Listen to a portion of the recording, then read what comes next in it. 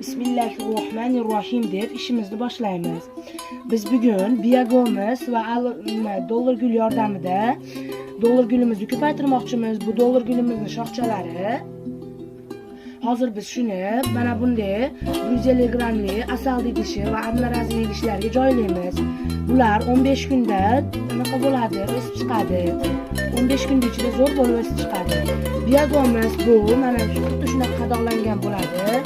Biogomuz hattoki piyozni ham ko'paytiradi. Bu o'sishga yordam beradi va bu yumshoq tuproq deyiladi. Mana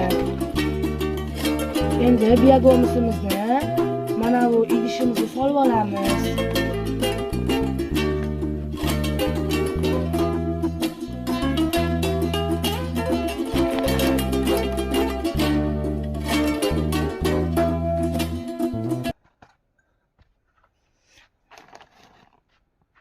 Yana jicha solib olamiz va biogomizni bu chekkaga olib turamiz.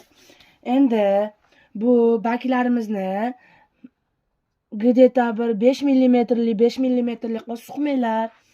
Hech qachon bunaqada ko'karmaydi. Ko'karadi faqat ozginasi.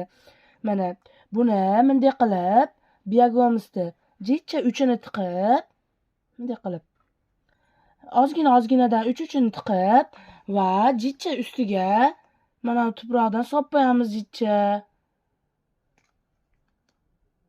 Ana shunda yaxshi ko'karadi. Mana o'ta shunday qilib va oldiga bitta osh qoshig'idagi suvdan quyib qo'yamiz.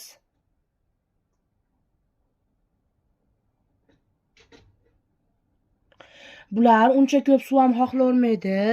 Ana shuning uchun ozroq suv quyamiz. Bu kattasiga ham quyib qo'yamiz.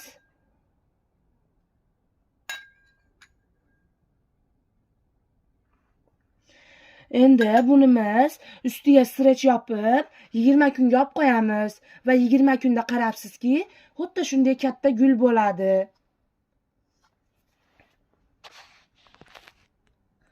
Bizni videomizni ko'rganlaringiz uchun rahmat va bizning kanalimizga obuna bo'lib qo'yinglar.